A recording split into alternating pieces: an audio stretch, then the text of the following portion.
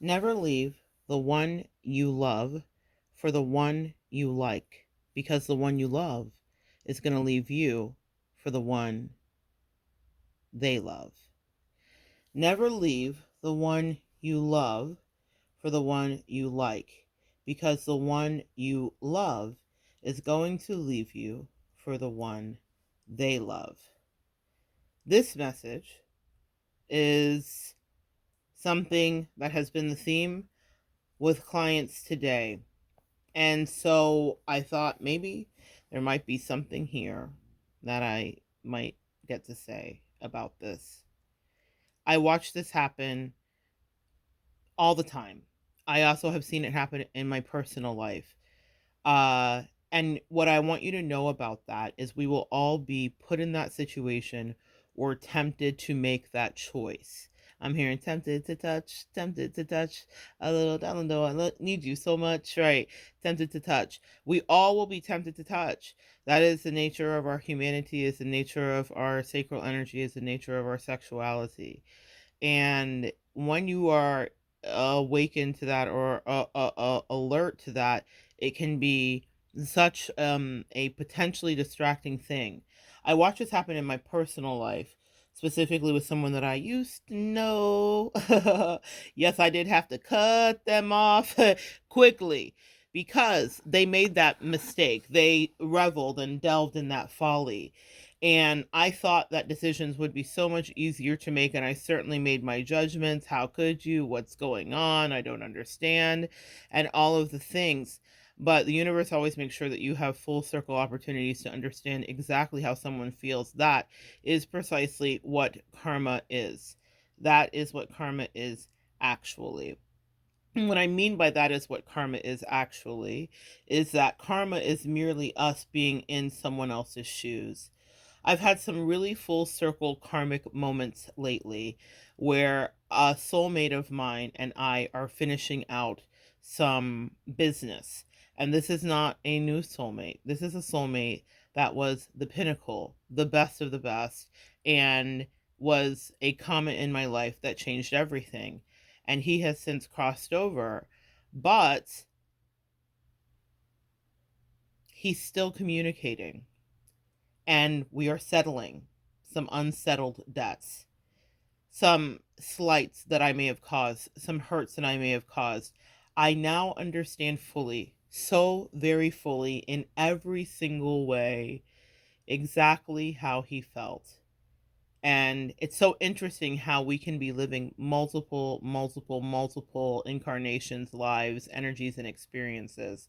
Because while I am a person that is in my marriage, I am also a person reflecting on who I was in my 20s. The universe has allowed me lately to really take a look at myself, any cavalier behavior, any ignorant behavior, any ungrateful behavior that I had, and I did. They've mirrored it back to me clearly. Um, I remember specifically feeling so incredibly juiced up by the love that that soulmate gave me that I unwisely manifested a connection after that soulmate with someone who did not have the emotional depth, capacity to love me, or to literally adore me the way that that soulmate did. That soulmate's name is Jan. Some of you guys have heard me talk about him before, the Scottish Sea Captain.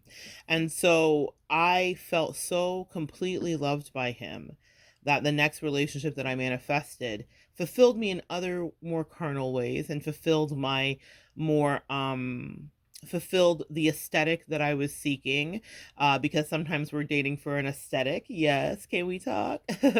So it fulfilled the aesthetic that I was seeking. It fulfilled what I felt like my life should look like. It checked off the societal boxes and milestones that I said I should be at. But I went into it ignorant because I was not really aware fully of how energy worked. I did not have the wherewithal of myself.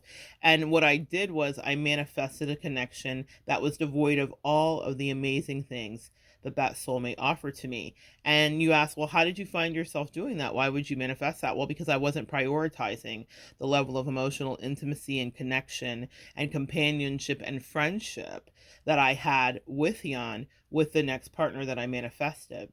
The reason I wasn't is because Jan was such an incredible partner. Maybe you guys have been in that position. Maybe you have had that experience. Jan was such an incredible partner that he had literally filled my coffers. You know how we talk about filling up your cup or putting emotional resources into your emotional bank? Jan had juicily loved me, treated me well, traveled with me, done all these lovely things with me. My cup was filled. I was so filled that I didn't even realize that I needed that.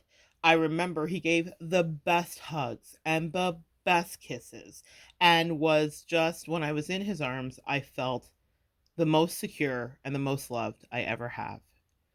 And I was so used to it that sometimes it was annoying. Oh God, I think back to how good I had it in that moment with this very pure cosmic, connection, this soulmate. I think about how I remember being like, oh, like almost like, isn't it funny how that will happen? Pepe Le Pew. Like he was Pepe Le Pew and I was the cat always trying to get out of his arms. Not because I didn't like being in his arms, I did, but because it was so much sometimes. Isn't that interesting? What a message that I was like, oh, taking for granted completely that would always be an infinite resource available to me. And even in my moments where I was escaping, he used to tell me that I would go bush. He had spent a lot of time in Africa in his travels, and this blonde blue hair guy, but he was really averse to the diaspora and really comfortable with that and really comfortable with magic. When I say magic, he practiced metaphysical practices. We did a lot of work together. It was incredible. It was just one of my favorite relationships. But what was I saying? He spent a lot of time in Africa, and he would say that when he was there, he would have friends that would go bush. And I'm in my vernacular, being West Indian, I'm hearing Ghana bush, they Ghana bush. That's what I would say. But he said go bush, so maybe there were some things lost in translation there. But what it would be is that a family man or a person would have a life. Maybe they have a girlfriend or whatever, and it's not even about their love partnerships, but they have an established life. But because they needed to decompress and de-stress, they would just cut out and they would go into the bush. They would just go hunting, or they would go out into the desert or the Serengeti or whatever, and they would do whatever they were doing out there, regenerate themselves, and then come back with no explanation. And maybe going bush might have been that they were going to their side piece's house. I don't know. But they would go, he said, actually, into the nature, into the wilderness. And he described what I would do, because I have always been a person that's lived all of my compartmentalized lives. And so because of the nature of our connection, it was an open relationship. And so he knew I was dating and whatever the case may be. And I also was busy and catering and doing a lot of things. But I would go bush, and he would say that to me. And he would be like, I so miss you, my darling. Oh, God, what a sweetheart. I've never had anybody be kinder. I so miss you, my darling, he would say to me, when you go bush. I do wish you would stay in better contact with me. But he didn't force it. That's one thing I loved about him. He really got me my free will. We were in a connection, and he would tell me, predict for me, and call in for me future lovers. He said, what I envision you with is this is so funny to me. He was like a Jewish woman, like he was like a professor from New York, a Jewish woman. He had this whole idea of what she was going to look like, showed me pictures of her brunette hair and of her very particular nose. Like he had envisioned for me he's like, because you're mine. He's like, the way your mind works, it's important for you to be with somebody who's going to stimulate you that way. And I know this is like super TMI, but after us connecting and spending time and loving on one another, he would tell me stories of what my life would be like. And can I tell you, he wasn't wrong. Maybe not to the Jewish professor that looked like Barbara Streisand or whatever the case may be, but that liked a good bagel from New York and all that stuff. That's so funny to me. But no, he wasn't wrong though. He would say, I see this for you, and this is going to happen in your career, and whatever. And he spoke into my life and just filled my soul with hope and aspiration, and believed in me in a way that no one ever had, saw me in a way that no one ever had. I never could imagine the life that I'm sitting in now when I was in my 20s. But he saw it for me. And he said, I won't be there with you, but I'll be there with you. He was much older than me. So he did his job. The rule of camp. He left me better than he found me. That is the rule of camp as a former Girl Scout. You clean up, you add to, and you enhance before you leave a campsite, if at all possible. It is your civic duty. And he did his soulmate duty with me. He left me so good. But I was a very ungrateful, immature 20-something-year-old that just didn't have the nuance to understand the richness of what I was being offered. I literally had no idea how good it would be, and that I would never replicate that again in my life. But Monette, you're married, yes. But you guys understand that what I say, there are various forms of partnership. Life partnership is what I am in my marriage. That is exactly what you do. You find someone, if you want that, not everybody does, and you can share your life with them. But there are various levels of energies and ways that you will be fulfilled in any life if you're honest with yourself. And that's another thing that Jan taught me, was about what all of those various ways look like. I'm so grateful for him. But I was naive, and I didn't understand that the reason I could even manifest the next connection that I got into was because I was doing it literally, quite actually, off the strength of his energy. Empaths understand this that are listening. We juice people up, we fill them up, we feed them. We energetically get them lit up like a light bulb. We are the battery power pack, the station, the charger. We are that for them. And so people will get filled up. And because if you're good at your job, if you're good at your craft, if you're good at your connective energy, like my Jan was, you want, even though I clearly identify I was getting that from that person, I didn't understand. I didn't understand um how much he was doing. And so I went on into my next connection thinking, I have got this. I am amazing. I feel good about myself. I feel strong and all of those things, right? And I went into it. It took me about a year and a half before I realized, and yes, this is going to get back to the point that we started with. We're wrapping back around, guys. Thanks for staying with me. It took me about a year and a half before I realized that the person that I chose did not fulfill me the same way that Jan did, and didn't have the capacity to. It was never going to be a different story. Could they fulfill certain things? Absolutely.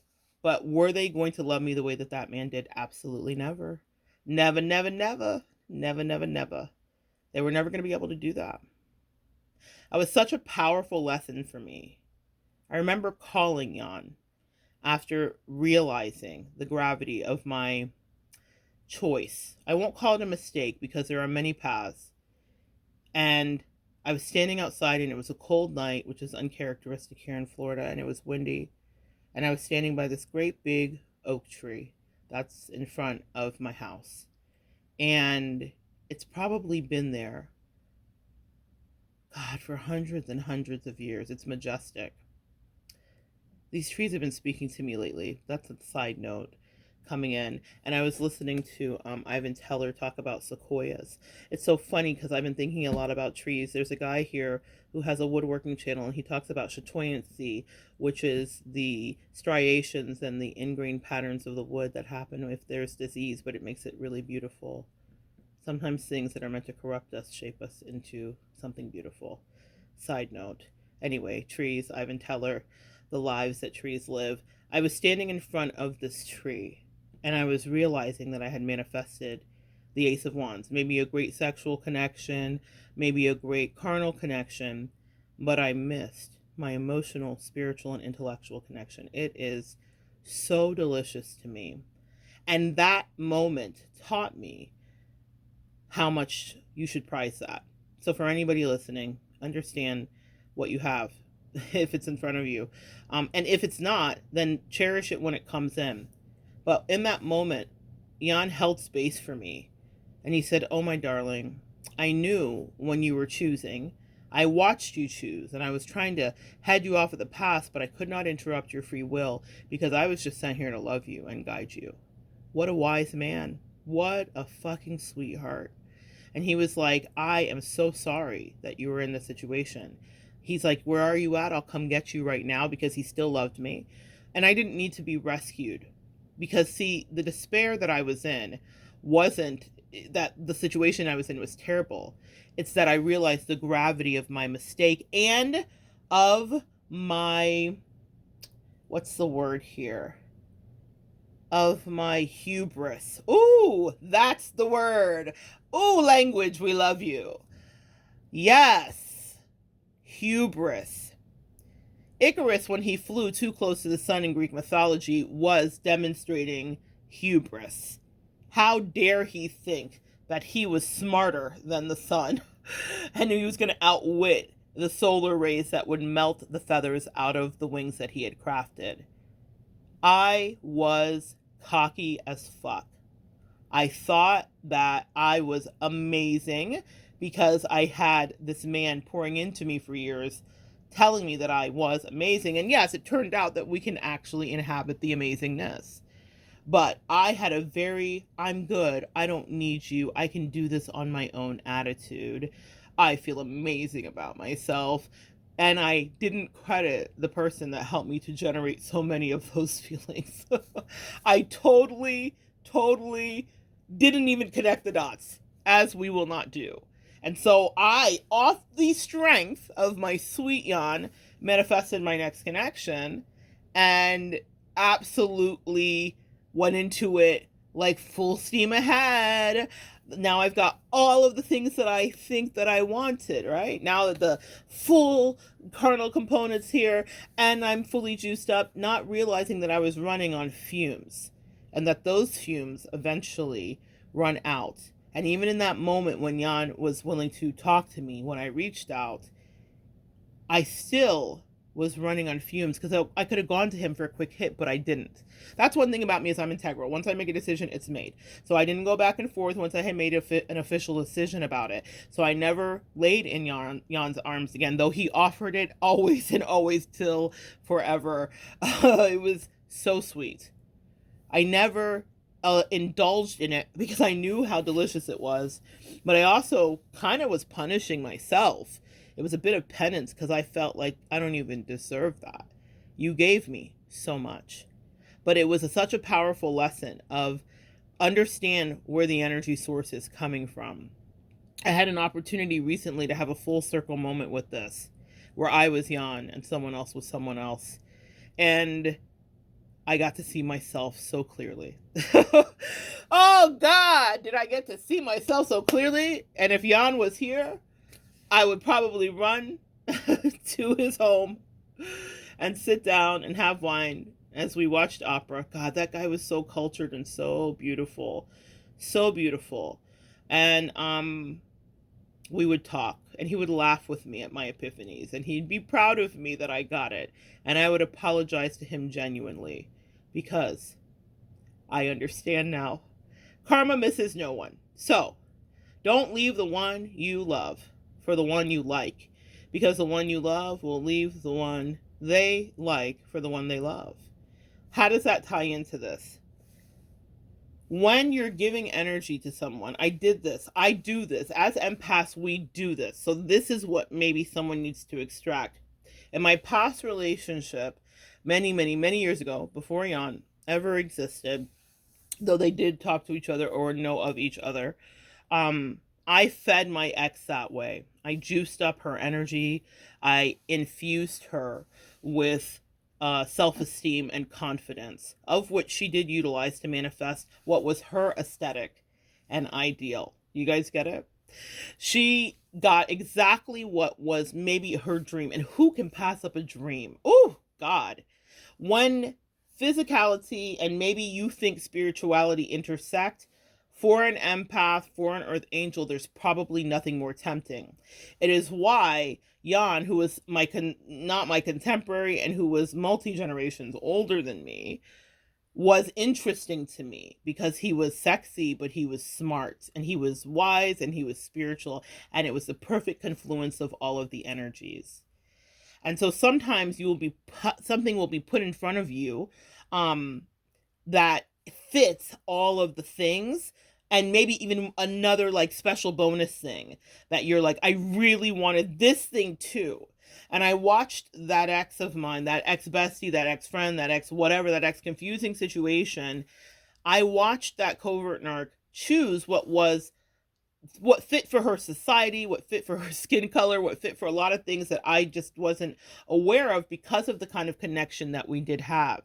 So I thought, well, surely, and also all the parts of the connection were there in all of the parts, right? But maybe not for her. That's one of the things that I've had to realize in my life, especially working with you guys in counseling. Sometimes we are not living with our ideal. So in so many ways, there are things clearly, now I'm fully aware, that I was not her ideal of, even though I was like, this worked so well, right? But she had other things that she wanted to manifest and go for.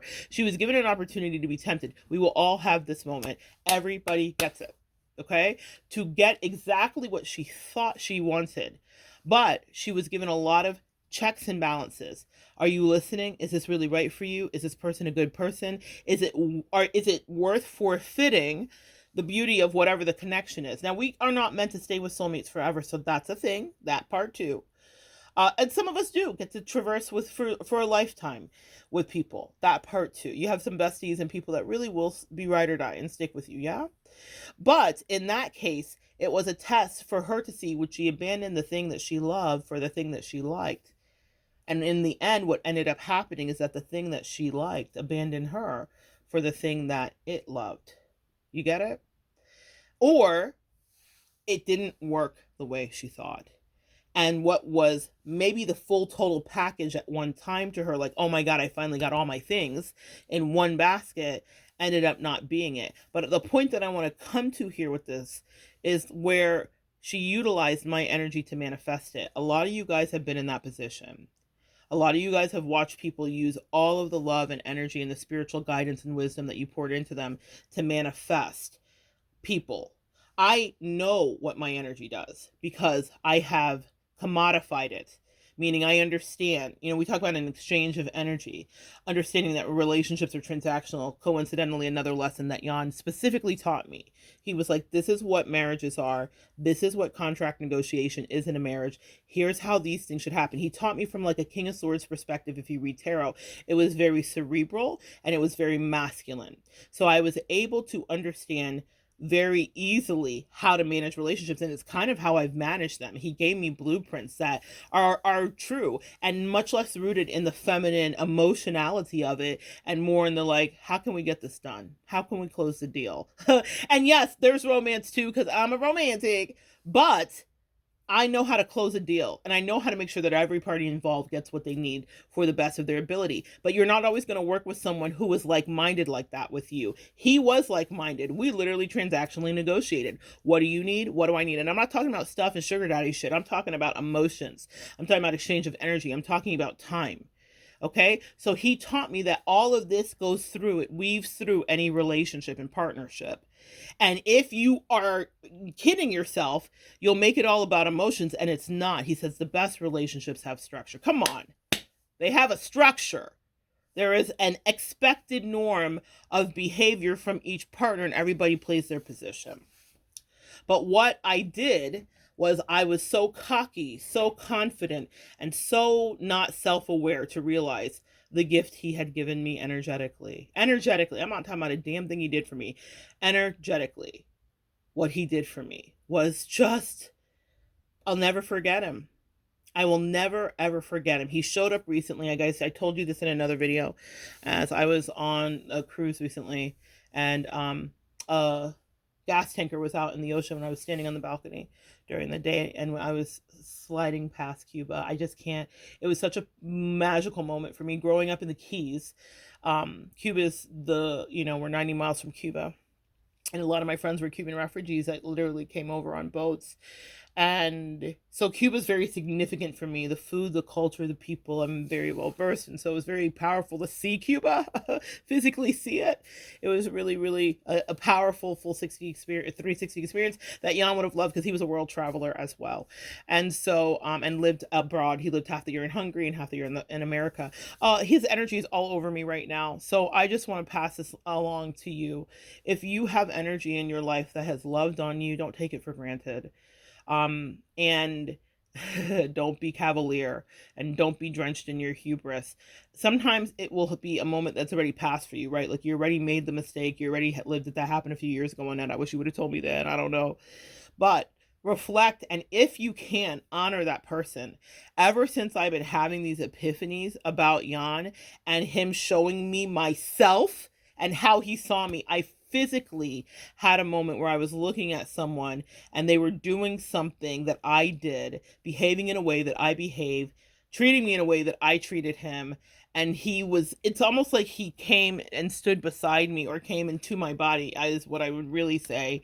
And he opened my eyes, his beautiful blue eyes, and I'm looking out of his eyes. And I had the same look on my face that he did, which was kind of like incredulity as well as disbelief, but also compassion and you don't get it. You don't get it, right? That's how I felt. That's just how I felt. And it wasn't a feeling I would feel because that's not how I felt. It was almost something that came over me. I really believe it was like a full circle moment where I was kind of like making amends with him. Like, I understand. I understand how much you saw my potential, how much you cared about me, how much you loved me. Now, mind you, we had many, many years together, so there was a deep love there. But how much he loved me, adored me, and was patient with my youthful ignorance. God bless that man. Just fucking God bless him. God bless you, Jan. He was patient with me. But I remember that manifesting a relationship off the strength of his energy and feeling really strong and really empowered and really magical and really like, whoo, I am woman, hear me roar, and really proud of myself. And I had done my own work. I had done a lot of things, so it was not all accredited to him. But y'all, every empath knows what it is to have somebody kind of use your energy and then you go watch them do something else. And you're like, oh, that thing that I was talking to you about, that thing that I was doing and that whatever. So that part. And it isn't until they're out of your life. I could not appreciate you until today. I appreciated him years ago and I told him so, and of course, but having the full circle moment of looking at myself and someone else, I was like, oh, soulmates are real, but beyond soulmates being real, those lessons are real. And everyone will do it. And then everyone will have an opportunity to be on the other side of it. So for the people that I've looked at recently where I saw myself in them, they will have an opportunity to be me someday in some capacity and in some way to understand, because maybe these were the soulmate lessons that we were assigned to do. Also, back to the XX, be very careful to not get caught up in limerence. And I was caught up, in physical attraction. Yeah.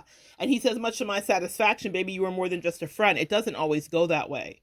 It can go that way, but it doesn't always go that way. Oh, hold on 1 second. Oh, shit. It doesn't always go that way. It can go that way, but it doesn't always go that way. Okay? In the case of the ex, it didn't go that way for her. Whatever she thought she was getting, she didn't get. Even if she kept it to this day, it was a hot mess. My energy signature that the person tried to copy or emulate or whatever, to make it more enticing, or whatever she thought she was I promise you, I wish that she wasn't so repressed and stunted in her growth, because that's a video I would love to make. I don't ever want to talk to her again, but if, hypothetically speaking, if this was like a alternate universe, and she wasn't a narcissist who never admits that she's wrong, I would love to hear her experience, because I already know. My angels showed me what it would be. They predicted it to me. They asked me not to tell her too, and I didn't. I was just like watching her, like, I hope you make the right decision. It's like, you guys remember when Squid Games was everything while we were in the pandemic? And there were moments in the Squid Games where you got to make the right decision or that's your life, homie. Well, that for my friend was her Squid Game. She lost. She lost, and she's stuck in whatever level of, God, I call her my friend. That's a Freudian slip. She was never my friend, but I was hers. In any case, I was hers. A real friend will look at you and be like, you want some fuck shit, friend? You about to crash, friend. That's what a good friend does. And as a projector, human design, from a human design perspective and point of view, I am almost too good. It is literally what we're here to do, is to observe and be like, that's about to fuck up and I'm not wrong. Or that's about to go right and I'm not wrong. Okay. So, and that's annoying for people. People hate it. I will tell people the straight up hip hop scotch truth. And I don't feel bad for saying it because people pay me to do it. I see things. I pick up things. I am not a person that is getting it off most of the time. But the reason I'm saying that is because what I picked up and saw there was imminent disaster. Just like what Jan picked up and saw for me was going to be an emotional disaster. He wasn't wrong. He tried to warn me. And he tried to love me through it and out of it. But he learned the lesson that I was there to teach him, is that you can't keep anybody. And one of the things that I pride myself on is learning from other people's lessons. So when I found myself in his position recently, I said to myself, this is tempting. This is interesting. This fulfills a lot of the things. But would I be like Jan only to have the same fate? And I decided to spare myself energetically, ending up years down the road having the Pepe Le Pew moment, because that was never going to be the way it went. Sometimes you can save yourself from trouble by reflecting on other people's mistakes. Not that Jan didn't make so many things right, but there was a way that it went in the end with us where there was a moment where he could have released and he clung tight. It's what we will do. It's our human nature. No matter how intelligent we are, no matter how much we laid out our relationship contract, no matter how cool he was with knowing that I was dating other people, because his life was his life and all that jazz, human emotions will always come into play. And you could think that you're hustling somebody in a certain kind of way, but one day you'll realize that maybe you hustled yourself. Okay?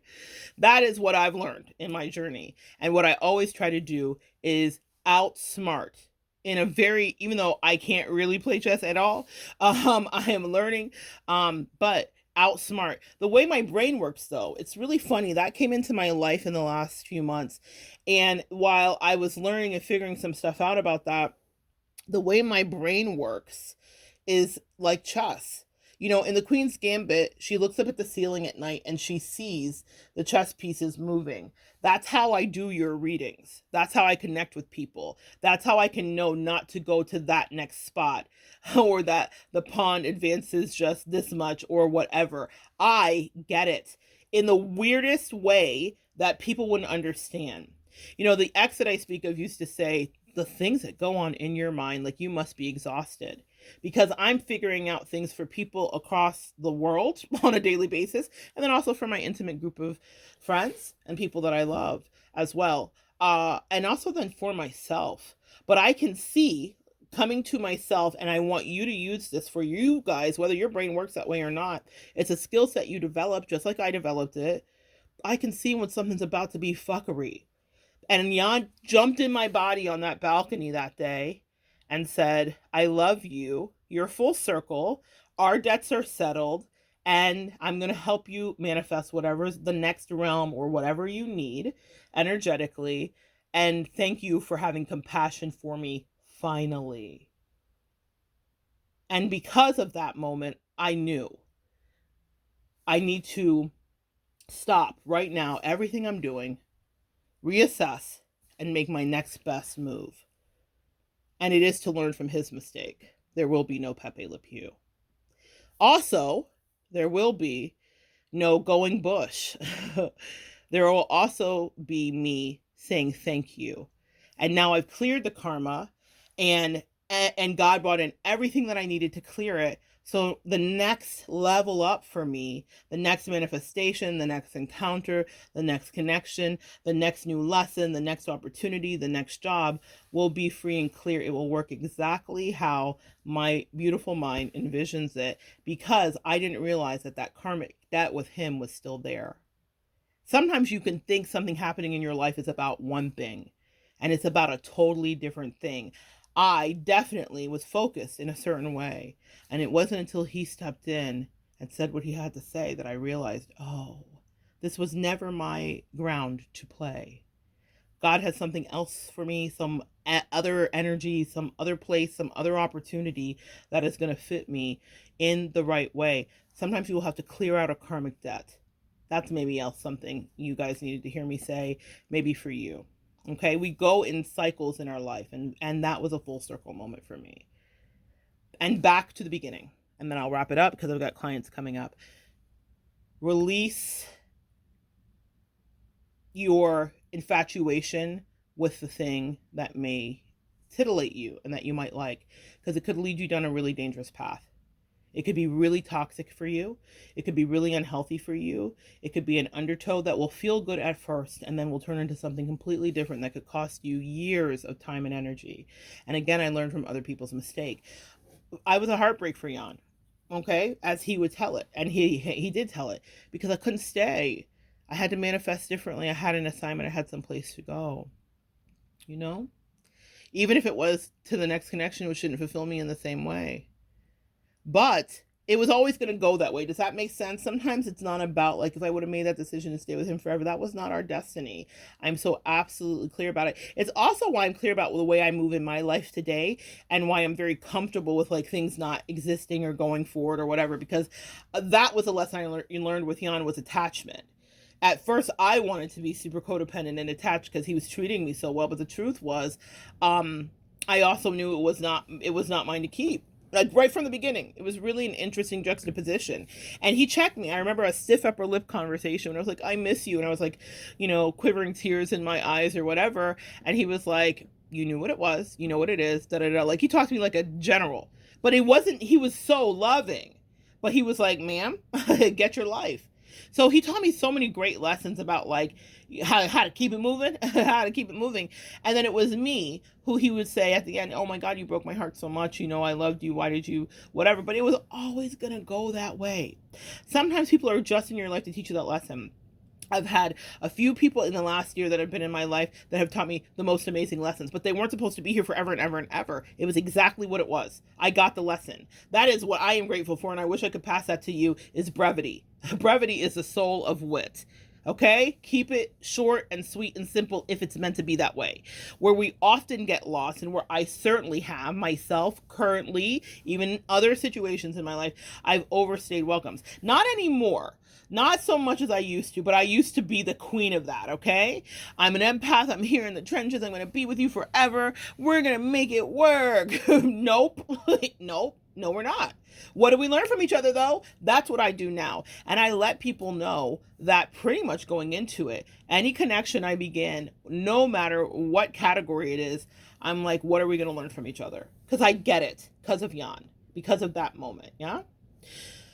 If you had someone leave you for something they like, even though they loved you, and they could never get the depth of love and connection and emotional support from that other person that they got from you, that was their test. That was their test, and that was their lesson, and they probably miss you and they're sad about it and whatever. But also, don't let people use you. Does that make sense? Sometimes you cannot help it. I did not understand that I was being used until she was ready to, like, let me upgrade you, until she thought she had upgraded, which, y'all, the petty in me will never, ever be defeated. I love the upgrade she did. It just delights my soul. And that will happen. And guess what? Hashtag the petty in Jan is not undefeated either.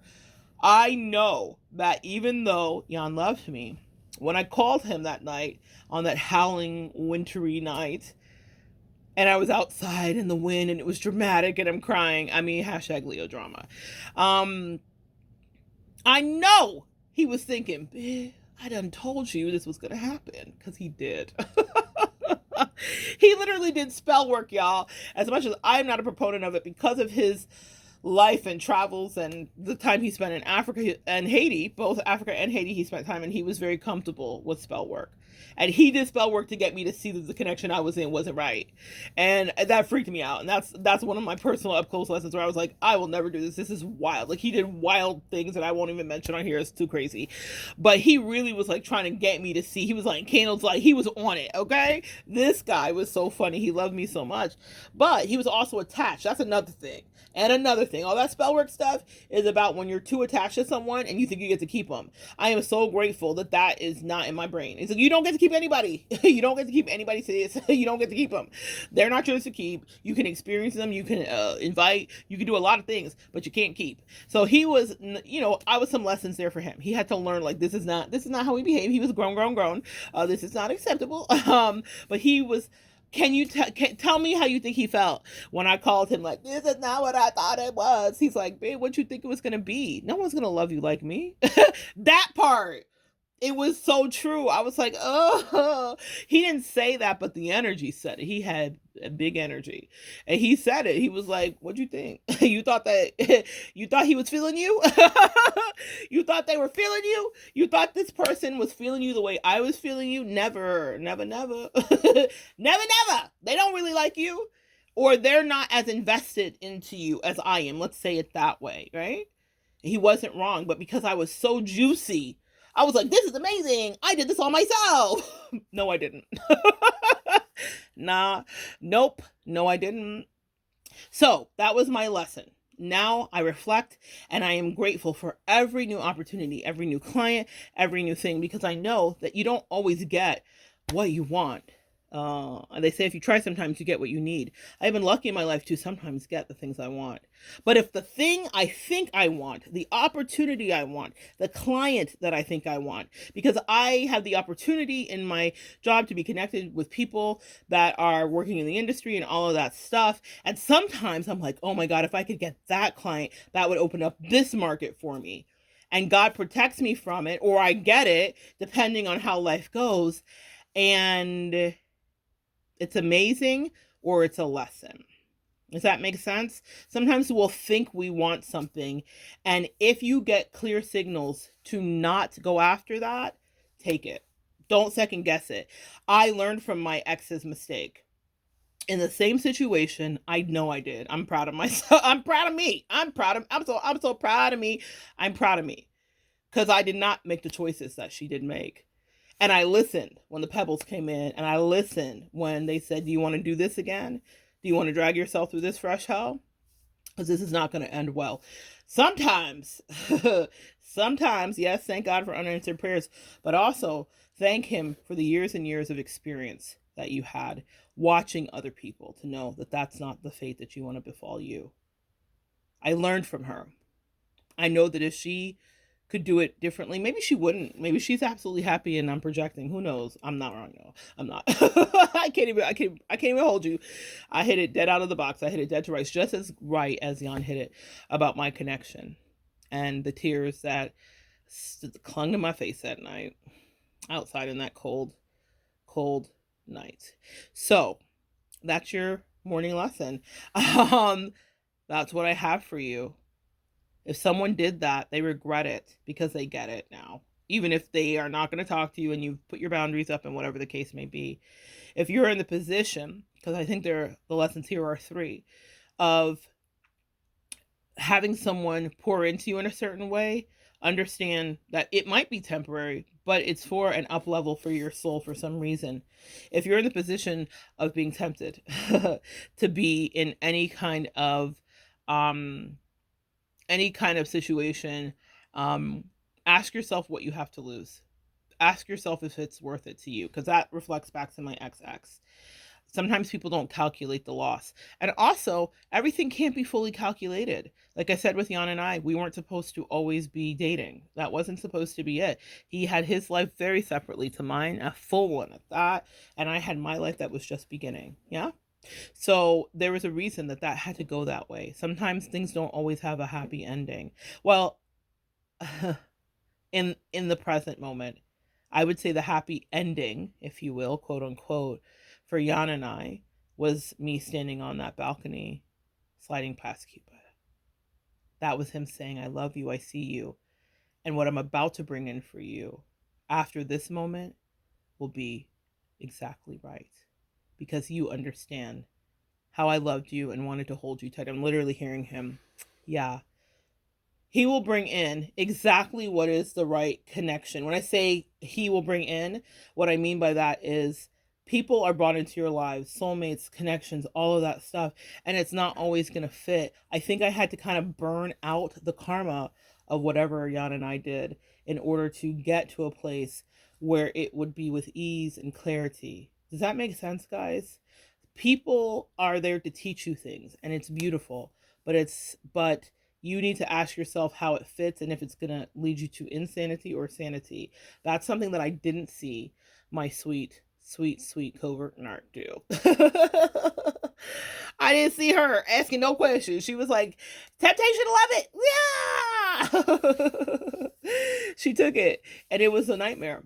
It was probably the biggest nightmare of her life, because the collateral damage was me. Does that make sense? I know that sounds crazy, right? Leo loves it. No, it sounds crazy, but it's the truth. I know exactly what I am. I know exactly who I am.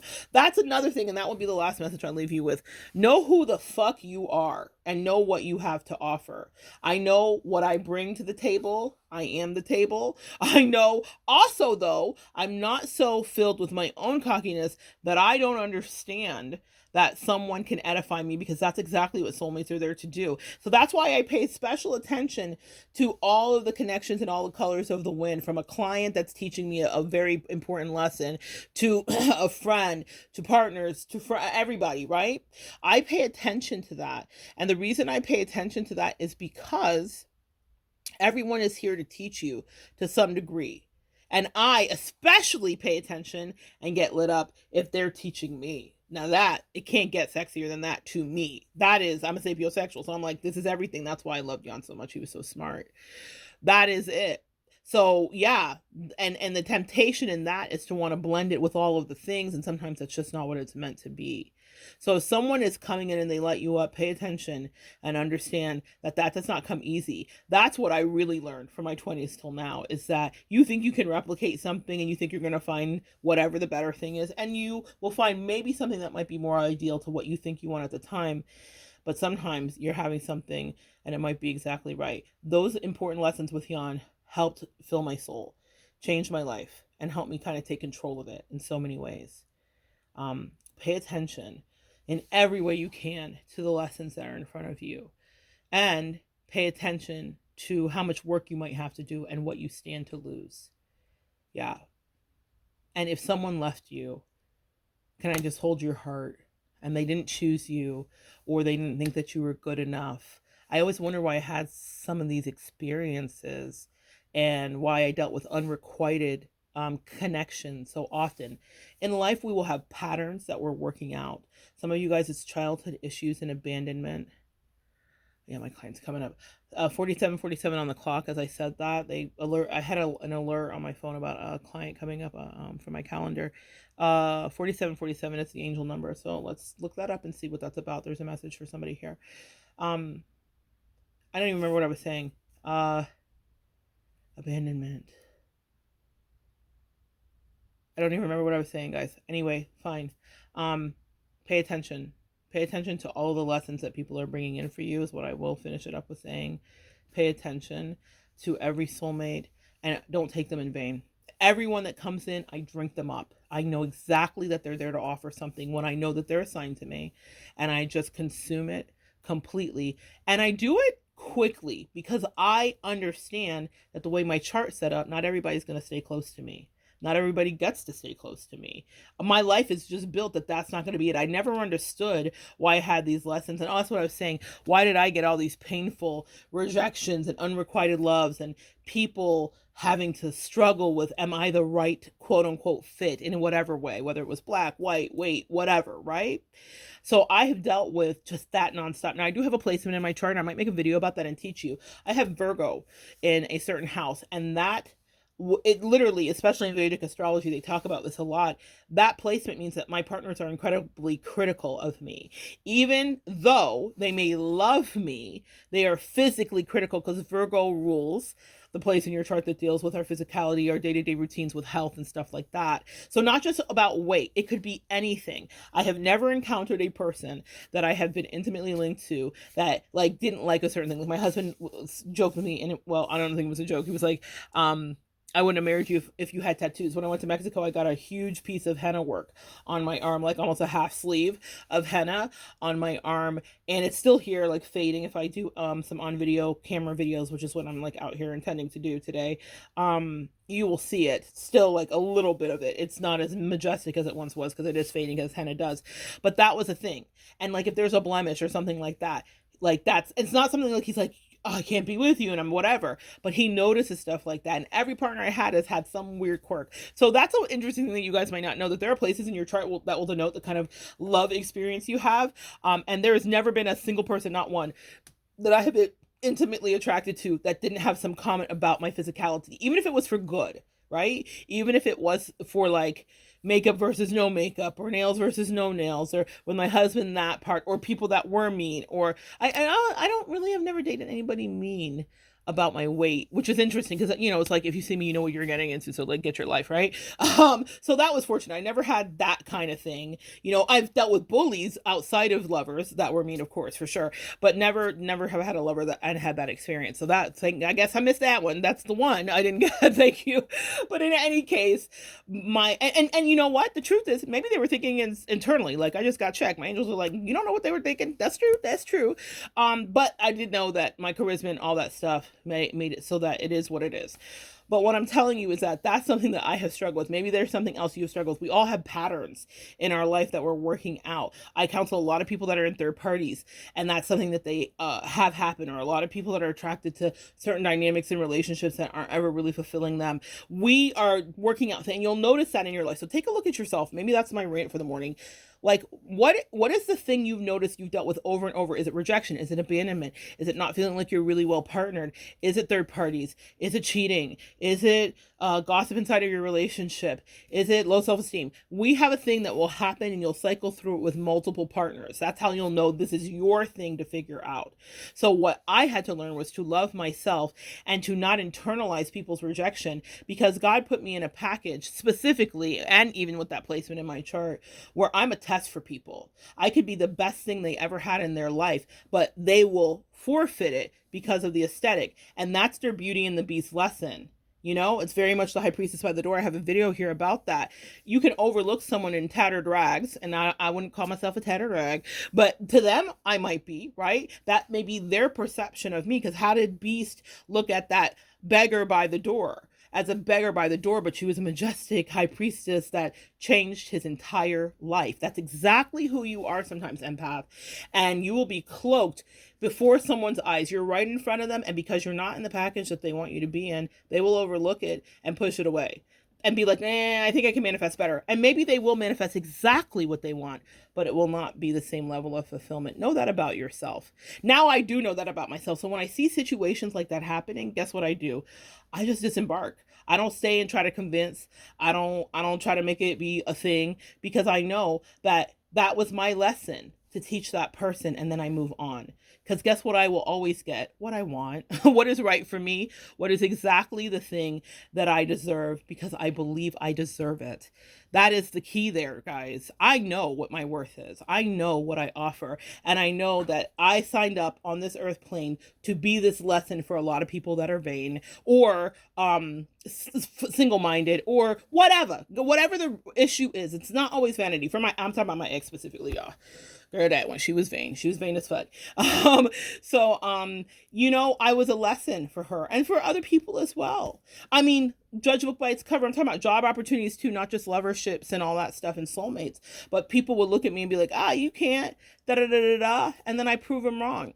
I remember being a chubby kid on swim team, and it was diving time, and we're practicing our dives and practicing our dives.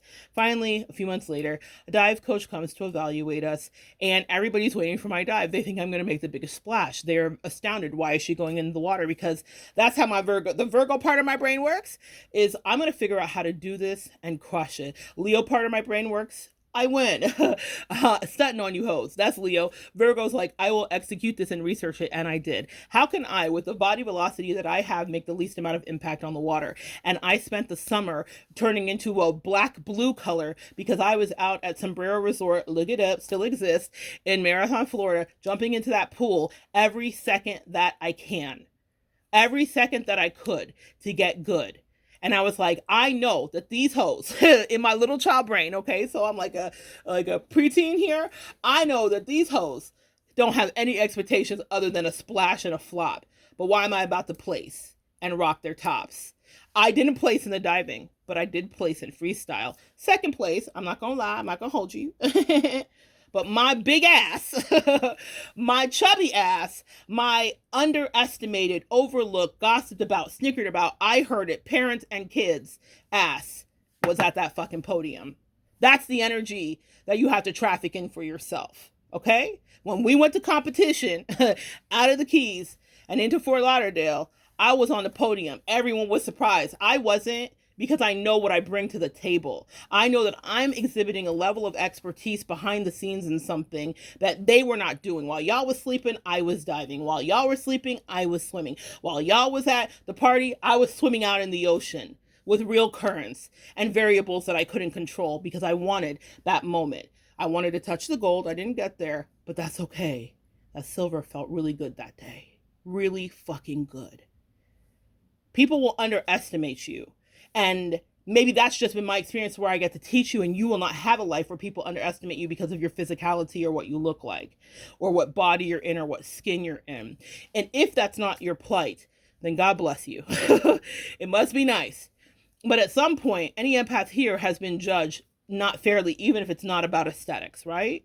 We have been misjudged and not treated or given the opportunity. So if you know that about yourself, are you people's test? I know that I am. I know that I am. I know that I am. And I never, ever, ever. And also people are a test for me. There are moments in any connection where God is like, what are you going to do? What are you going to do next?